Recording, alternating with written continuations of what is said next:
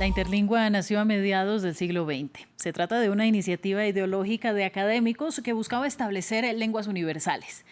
El trabajo inició después de la Segunda Guerra Mundial con esta idea de compartir un mismo lenguaje, pese a los distintos orígenes, para evitar guerras y conflictos. Vamos a la conversación con Carlos Valcárcel Ribeiro. Él es lingüista español y además es profesor universitario y se ha hecho viral en redes sociales gracias precisamente a sus videos hablando exclusivamente en interlingua. Carlos sabe, yo espera que tú estás en interlingua. Es una lingua real y lo es internacionalmente reconocida. Congratulaciones pro vostre livello di interlingua. Questo è un sorpresa per me, io non sperava questa intervenzione in interlingua.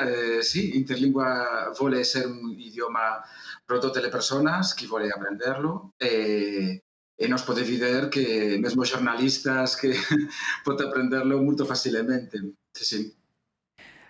Mire, le voy a hablar en español porque usted sabe que cuando uno está aprendiendo una lengua duele la cabeza. Así que para nuestros televidentes, esta lengua une el español, el italiano, el francés, el portugués, el inglés. Y sin mencionar que también rescata palabras de muchos más idiomas. ¿Por qué?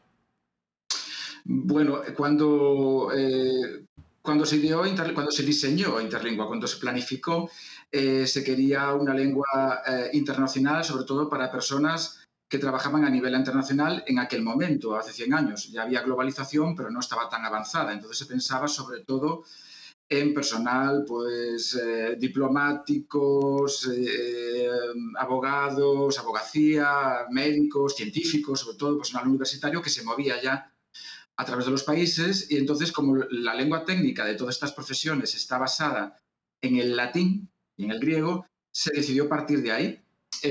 Además, se veía que las lenguas, la mayoría de las lenguas más habladas en el mundo, que son indoeuropeas, que son europeas, bueno, por las razones que conocemos, pues tenían un gran fondo de palabras cultas y no tan cultas del latín. Y eso hacía que esta manera de planificar la lengua pues, fuese muy útil para que fuese entendida muy rápidamente. Usted se ha convertido, no sé si sin querer o a propósito, en un experto muy apetecido en esta interlingua que debería ser fácil de hablar y, como usted decía, también fácil de aprender. ¿Por qué entonces la poca difusión que ha tenido? Bueno, pues porque sin duda se quedó dentro de que son los ámbitos de estos profesionales. Es decir, no hubo una política de difusión y de uso masivo de la lengua. También cuando se empezó a practicar interlingua en los años 50, no había internet y entonces eso dificultó mucho las cosas. El hecho de que sean pues, grupos de profesionales internacionales y un grupo reducido que lo quiera hablar y promocionar, y el hecho de que no haya grandes canales para difundirlo. Ya en esa época, Esperanto, por ejemplo, era una lengua internacional ya importante, bien conocida, y mucha gente que quería aprender pues, una lengua auxiliar e internacional pues apostaba por Esperanto. Y finalmente el inglés, después de la Segunda Guerra Mundial, se convirtió rápidamente en esa lengua internacional de la globalización que se pretendía que fuese interlingua o Esperanto. Finalmente lo fue el inglés y eso pues hizo que interlingua se quedase una lengua pues, minoritaria. Sí. Mire, sabe que nos hemos pasado varias horas en la redacción de France 24 viendo sus videos de TikTok y entendiendo todo lo que nos cuenta a través de ellos y llama mucho la atención dos cosas. Primero, que tengo compañeros de España o de otros países pueden entenderlo igual que yo, que soy colombiana, por ejemplo, y eso nos hace pensar cómo trabajan las conexiones del cerebro para entender la interlingua. Es bien especial que precisamente entre los catalanes suena muy parecido.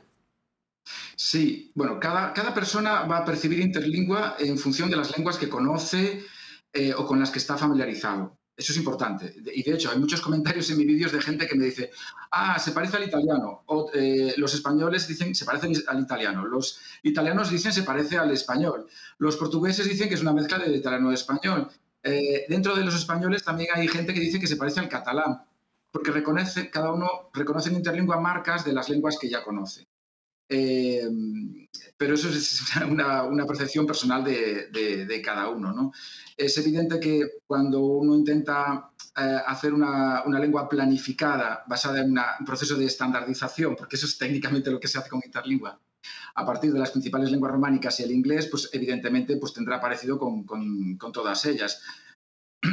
Pero sin embargo el catalán en principio no estaba incluido en esas lenguas de partida y mucha gente reconoce catalán dentro de Interlingua. Es curioso, pero hay muchos italianos también que me comentan que cuando hablo que parezco que hablo véneto, que es una lengua regional del noreste de Italia, de la región de Venecia. Esto es curiosísimo.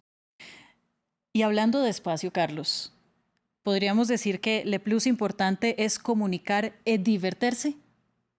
Sí, le plus importante pro Interlingua odie es divertirse, es decir, amusarse, gaudir de lingua, del proceso de aprendizaje, del beneficios de Interlingua, del beneficios cognitive de aprender Interlingua, porque como vos dicite nunc, Interlingua face funcionar le cerebro de maniera special e dunque il ha tutta questa questione culturale dell'latinitat, perché Interlingua è un sintesi de linguas romanic e io potevo veicular molto bene tutta questa identità latin che oggi ha sido un poco abbandonata, io penso.